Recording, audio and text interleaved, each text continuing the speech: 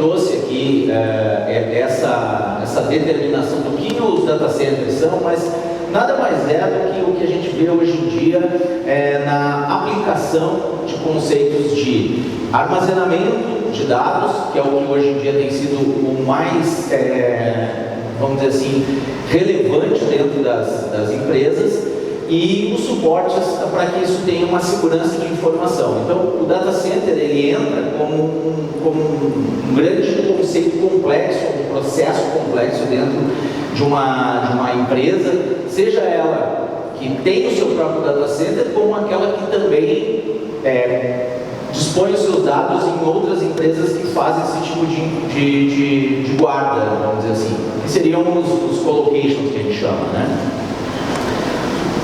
Bom, como eu disse, também não é novidade que cada vez mais nós temos determinadas aplicações, determinadas necessidades no mercado que traduzem essa complexidade para dentro do data center, que é quantidade de dados, armazenamento cada vez maior, cada vez com mais necessidades. A gente está falando aí de não só a questão de redes sociais, nem só de fotos, não só disso, mas também na questão falando de inteligência artificial para a questão principalmente da área de saúde, na área de processamento de dados como um todo, e estamos falando aqui também da necessidade de proteger esses dados. Então, a gente até tem um diagnóstico do governo que é necessário, falando de governo como um todo, né?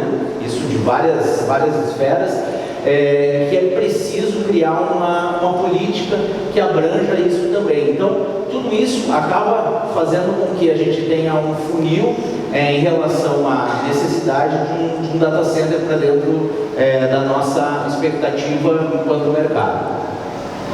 Obviamente que cada vez que a gente está falando de um sistema complexo, em que a gente teria que abranger várias necessidades, estamos falando também de normas.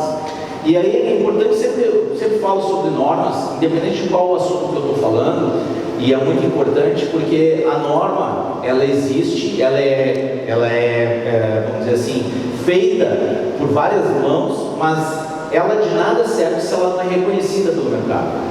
É preciso que nós, os projetistas, instaladores, sistemistas, principalmente o cliente final, consiga entender o que essas normas representam para que tenha as melhores práticas dentro do data center. De um data center ou de um projeto complexo, no caso aqui o data center, né?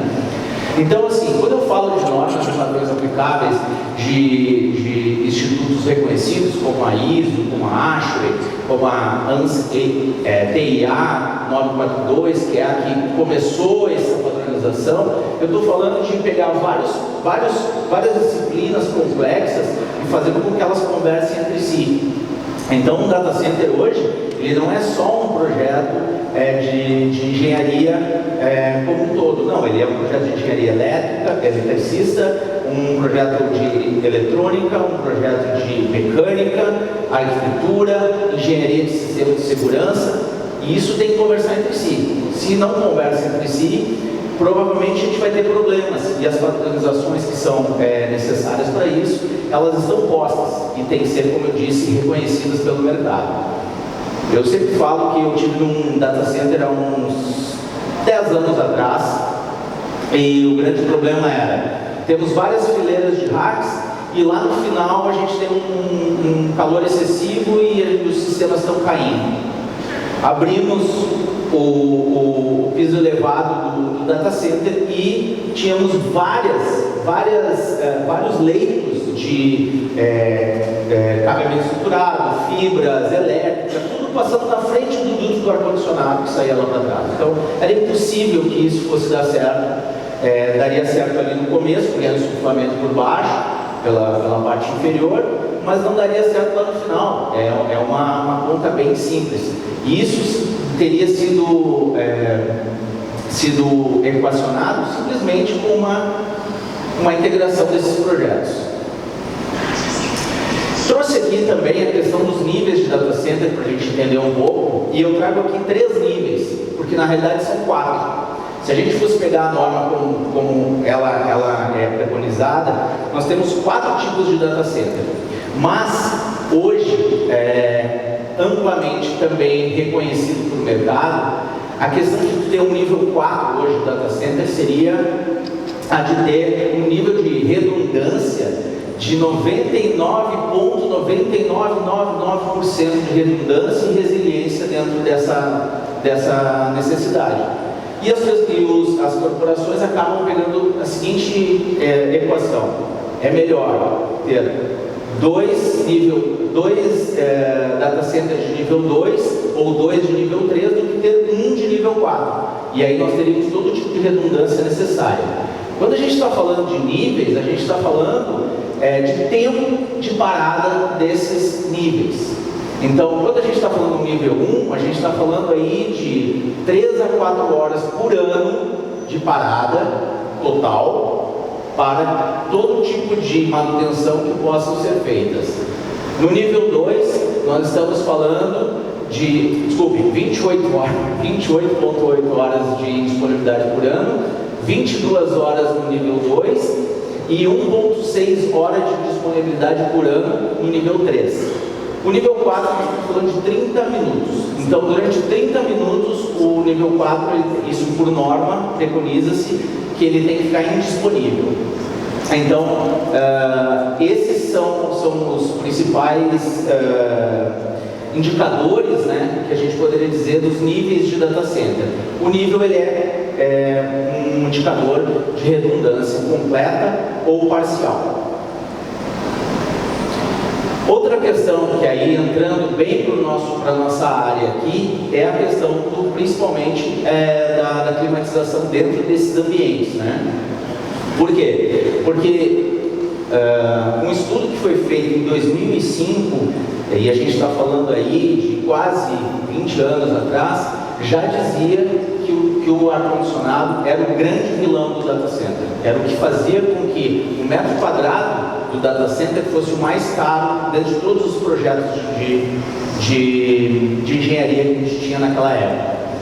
E a gente está falando isso do conceito de uma revista chamada RTI, que ela é uma indicadora também de mercado. Não era exatamente uma revista de ar-condicionado, de climatização, como a gente tem várias no mercado também, e nem uma constatação do mercado, dos institutos, era uma constatação do mercado. Cada vez que a gente pensava em data center, a primeira coisa que pensava assim, mas o que a gente vai colocar lá em ar-condicionado? Quanto custa isso para colocar em ar-condicionado? E a gente estava falando isso de um valor aproximadamente $35 mil por metro quadrado. Obviamente que a gente tem hoje soluções de outra esfera, com outras possibilidades, mas os valores eles ainda são muito consideráveis dentro de um projeto de data center, considerando a questão do ar-condicionado. Outra questão que é muito importante e que é muito enfatizada hoje dentro desses projetos é a questão da eficiência energética. Porque não só a questão do valor desses projetos, quanto ele custa para ser implantado, mas quanto ele vai trazer em relação ao que se implanta para o que se tem. E aí a gente vai ter qual o consumo, a gente necessariamente tem que colocar isso de uma forma que atenda os padrões também de mercado com relação à questão verde dos prédios, né? E isso impacta de todas as formas na questão principalmente dos créditos de carbono e tudo aquilo que a gente sabe que em algum momento a gente vai ter que prestar contas disso para que se tenha uma confiabilidade nas empresas que estão prestando esse tipo de serviço. A gente já tinha falado um pouco de redundância e confiabilidade, mas isso também se traduz aqui, principalmente na nossa área, que é a área de ar-condicionado, e por isso a gente tem que ter uma confiabilidade, uma disponibilidade de sistemas sempre a pronto e sempre de pé, como a gente diz, né? Com relação à refrigeração data centers, eu coloquei aqui de uma forma genérica o resfriamento por ar, o resfriamento por água e o resfriamento híbrido. Mas a gente vai abrir um pouquinho isso aqui, e eu quero falar um pouco sobre os sistemas tradicionais, os sistemas que a gente já consome normalmente em salas de servidores, e aí existe uma grande diferença entre o que é sala de servidores e o que é data center mesmo, porque nós temos hoje várias aplicações, e como eu digo, cada um sabe aonde aperta o seu bolso. Então, existem, claro, aplicações que não são as ideais, mas que são as que são utilizadas. Então, nesse caso, a gente sempre tem aí a utilização da expansão direta ou da expansão ou da questão da água gelada dentro dessas salas de servidores. E há também a possibilidade de utilização desses dois sistemas de forma híbrida, combinando o melhor de cada mundo, porque a gente tem, como tudo na vida, a gente tem um lado bom e um lado que não é tão bom, né? Então, por isso a gente vai conversar um pouquinho sobre isso. O que a gente também pode pensar a respeito disso é a questão de como a gente vai fazer para que a gente tenha a temperatura ideal dentro desses ambientes, o que a gente teria de umidade, qual o tipo de monitoramento e qual a questão da redundância crítica que a gente teria que ter para ter um sistema pleno sempre pronto, né? Então, isso é muito importante porque há um tempo atrás eu estive numa outra palestra em que o palestrante falou sobre a questão de umidade controlada. E claro, nós que estamos aqui na região sul, principalmente, a gente sabe que a gente tem uma umidade muito alta, mas em outras regiões, o nosso país é um continente, a gente tem outro tipo de necessidade. Eu fiquei pensando sobre isso. Como que a gente poderia pensar esses conceitos de forma a pensar o que acontece aqui no sul e o que acontece lá no norte? Então, esse item ele é muito importante para a gente pensar um projeto de data centers na questão do HVAC.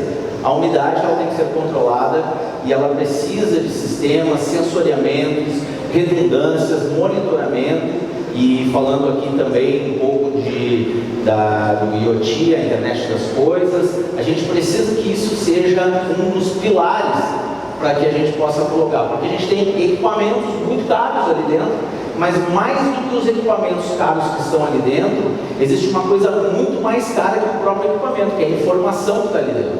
Então, assim, uma parada, como a gente viu, desses sistemas, ela representa muito dinheiro, por exemplo, para um banco, ou para um hospital que trata a questão de transmissão de dados por sistemas, né? Então isso representa perdas financeiras e perdas físicas também, por que não dizer, né? Uma das questões que a gente aborda aqui dentro dessa realidade é a questão de como fazer isso dentro de um data center. Então, eu trago esses slides com mais informações, porque eu sei que o pessoal gosta de bater uma foto, então se vocês quiserem bater uma foto aqui, eu também vou disponibilizar a apresentação, mas podem ficar à vontade também. Mas o que a gente coloca basicamente é a questão de como fazer com que esse data center ele tenha uma distribuição de ar adequada e que ele consiga ser, vamos dizer assim, de uma forma que ele consiga confinar esses espaços para que a gente tenha corredores frios e corredores quentes. Não sei se todos estão ambientados com um data center, mas o data center normalmente ele é dessa forma. Ele tem várias fileiras de armários de equipamentos, que a gente chama de racks, e esses racks, eles têm todos os equipamentos de rede que são necessários para o processamento de dados. Com a questão de cada vez ter a necessidade maior de fazer esse processamento de dados, cada vez mais precisou se implantar sistemas que fossem confiáveis para se fazer esse tipo de refrigeração nesses ambientes. Então, e a gente está falando de uma das possibilidades é fazer o confinamento desses corredores de maneira que a gente tenha uma distribuição de ar quente nos corredores, em algum tipo de corredor, e um corredor frio. E aí sim, fazer a possibilidade de uma refrigeração de maneira coesa dentro desse data center. Aqui a gente tem uma figura bem representativa de um corredor quente confinado, no caso, ou um corredor frio confinado, em que a gente tem dois tipos de comportamento. Então aqui a gente pode ver que estamos isolando o ar quente aqui e deixando o ar gelado, fazendo toda a distribuição, tanto pelo piso elevado, se for necessário, né? E pode se utilizar o piso elevado ou não, ou no caso de um corredor frio, o contrário. E aí a gente tem a distribuição do ar quente, ele tem que subir, obviamente, e a gente consegue fazer esse tipo de troca de maneira efetiva, sempre mantendo o que é o necessário para fazer com que esses equipamentos consigam atuar de forma tranquila, porque quanto mais quentes eles estiverem, a possibilidade deles terem um tipo de pane é enorme. Dentro dessas necessidades também começou a se pensar, e aí aquilo que eu falei sobre a questão das regiões, né, de como que poderiam ocorrer os tipos de refrigeração de maneira alternativa, que não fosse somente uma questão de botar cada vez mais ar-condicionado, e não se levar em conta qual a localização desses data centers, né? E aí, uma das formas alternativas é a questão do free cooling. Então, assim, no caso de free cooling direto, a gente aproveita as baixas temperaturas do ambiente ou do ar externo, né, para se fazer as trocas lá dentro desse data center. E aí conseguimos ter uma eficiência energética maior, que é o que se busca sempre no final das contas. A gente ter uma eficiência energética melhor, o que traduz em financeiro, o que traduz em ganhos, o que traduz em confiabilidade como um todo. E no caso de um free cooling indireto, a gente vai utilizar um sistema intermediário com um trocador de calor para transferir o calor do ambiente interno para o ar externo. E aí, no caso, muito mais indicado para as áreas que são de temperaturas mais altas.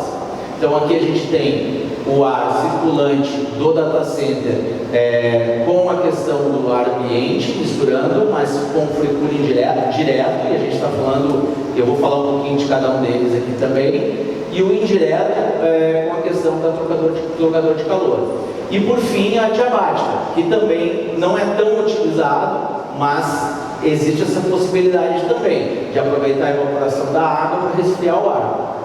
A gente tem um conceito bem simples, quem conhece o tipo de ventilador com a água sendo espirrada, é basicamente isso, só que a gente está falando de uma evaporação da água muito mais rápida, justamente porque água dentro do data center é uma coisa também que não se pode pensar, né?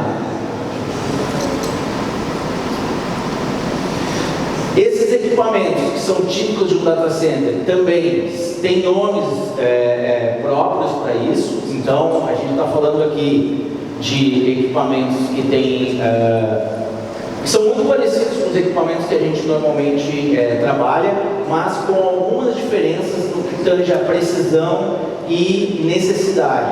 Então, aqui eu tenho algumas características deles, né? Elas são integradas, mas eu prefiro, ao invés de falar sobre eles, eu acho mais interessante mostrar. Então, o que a gente tem aqui? Aqui são os CRAH, ou CRA, e o CRAC. Quais são as diferenças entre um e outro? Aqui a gente tem são todos nomes em inglês, né? Então, Computer Room Air Handling e Computer Room Air Conditioning. Então, são basicamente máquinas que utilizam expansão direta e expansão e água gelada. E elas são nada mais do que um fan coil. Elas utilizam um fan coil, o mesmo tipo de conceito, porém com ventiladores mais eficientes e com conceitos de precisão, ou seja, de maneira que eu consiga pegar esse tipo de refrigeração e consiga controlar ela para que a gente não tenha nem muita umidade, nem pouca umidade, nem muita temperatura, nem pouca temperatura, porque a gente tem um tipo de produto ali que é muito suscetível a qualquer tipo de mudança com relação a esses parâmetros.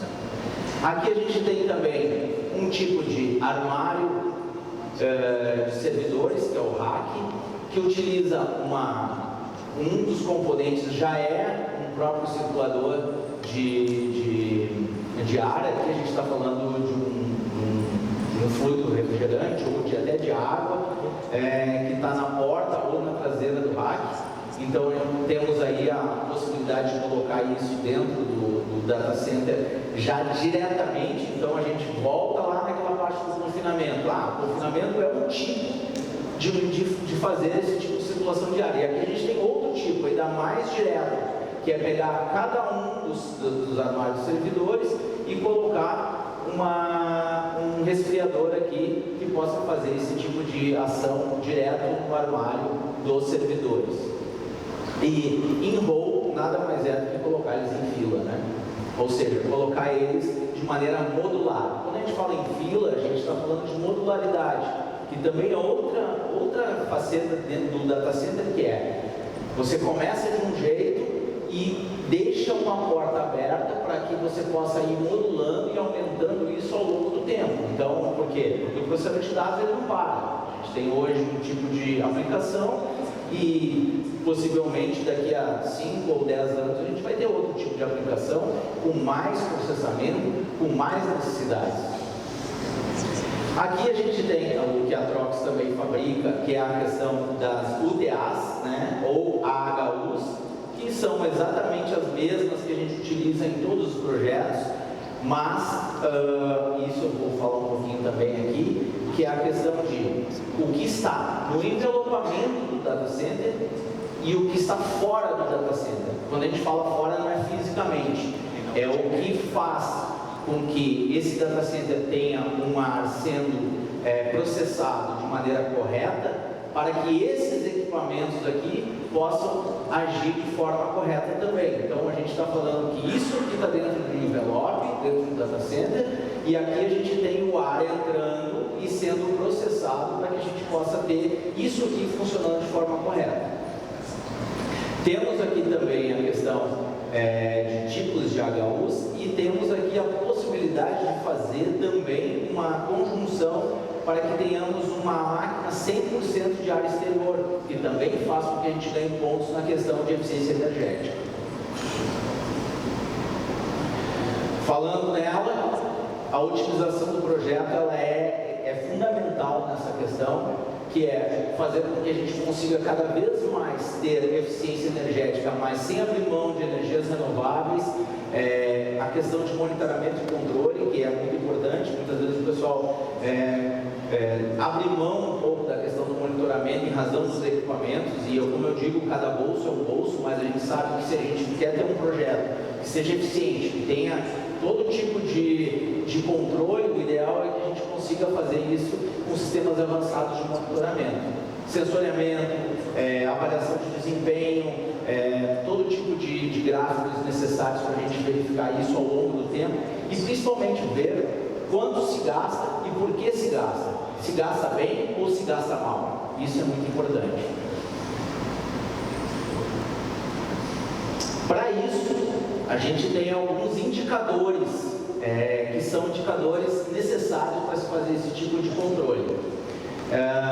Eu diria que, basicamente, a gente sempre traz para dentro do data center alguns conceitos que já existem, mas a gente vai falar aqui um pouco desse PUE, que é um tipo de métrica que vamos utilizar mas que basicamente vai pegar o consumo, vai analisar a eficiência pelo consumo do ar-condicionado pelo consumo dos equipamentos de TI. Ou seja, quanto mais próximo de um, mais eficiente ele é.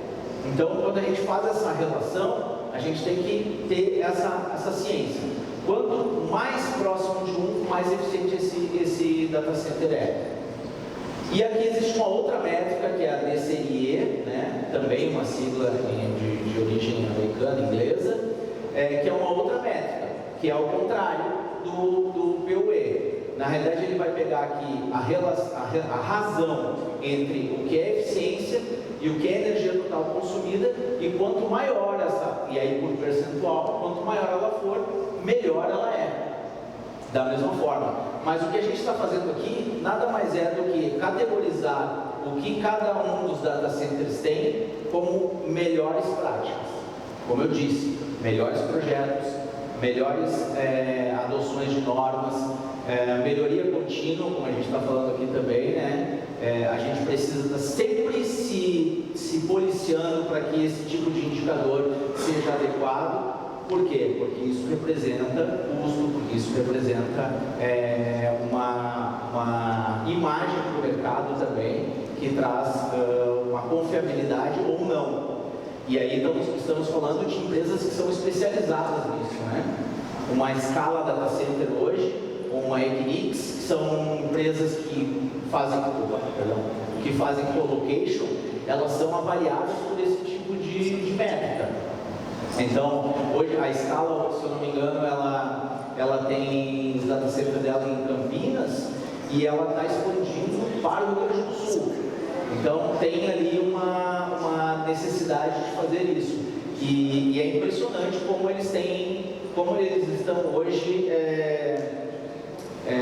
com muitas necessidades com relação principalmente à questão de eficiência energética e também à escalabilidade, que é a questão de modular isso de maneira com que cada vez mais eles necessitam de mais equipamentos, de mais prédios, e a gente está falando isso, mas não porque o nome é escala, mas a escala deles é muito grande, né? Equinix é uma empresa que está presente em 23 países, então fazendo esse tipo de negócio, né? Pegando o negócio da tua empresa, colocando dentro da empresa dela e tratando esses dados, tratando de maneira adequada. E isso faz com que a gente tenha desafios bem grandes na hora de um projeto. Claro que nada é possível sem que se tenha programas de manutenção, tanto preventiva quanto a questão da manutenção, mesmo a manutenção que é feita posteriormente, né, em caso de alguma falha, mas a preventiva é o principal argumento que se utiliza para uma manutenção. Então, essas melhores práticas passam por uma questão de manutenção, pelas equipes qualificadas. A gente está falando hoje, muito brevemente aqui, mas a gente teria um rol de procedimentos para dentro do data center totalmente voltado para esse tipo de negócio. E a questão que a gente estava falando das análises de desempenho.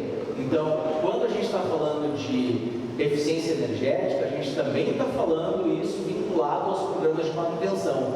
E sem isso aqui também está correlacionado, a gente não consegue ter os indicadores que se precisa para que se possa tocar um negócio como esse. Seja o nosso, ou seja, no caso de uma empresa especializada em fazer esse tipo de negócio. Bom, tinha falado um pouco sobre isso também, mas é um pouco mais específico, né? Na questão de inspeção periódica, limpezas, e aí estamos falando de filtros, estamos falando de a questão de averiguação de cabeamento, averiguação de todos os elementos que podem ou não dar problema dentro de um data center, de tratamento, de sensoriamento, da questão de saber quando que satura filtros, provas, existem, agora vai fugir o nome, mas existem alguns tipos de provas que se colocam dentro do data center para se averiguar se a deteriorização dos elementos está sendo grande ou não está sendo grande por questão de umidade. Então, existe aí uma forma de também avaliar isso, né? Então, é isso que faz com que o data center tenha, digamos, o máximo de eficiência. Obviamente que eu sou da Trox, então a gente tinha que falar um pouquinho da Trox sobre isso. Hoje a Trox ela tem diversos itens que eu falei hoje nessa apresentação, como a questão de certificações, como a questão de planos de manutenção. Nós temos equipes de serviço, nós temos automação, nós temos os equipamentos que a gente conversou ali, temos a questão também de assistência técnica, retrofits, equipamentos, peças e toda a questão referente a profissionais treinados e qualificados para esse tipo de situação. Eu trouxe aqui um QR Code, caso vocês queiram, a gente tem ali já diretamente para que isso possa ser colocado de maneira que vocês tenham acesso direto ao que a gente chama aqui de a mandala do service, né? Que é justamente isso, né?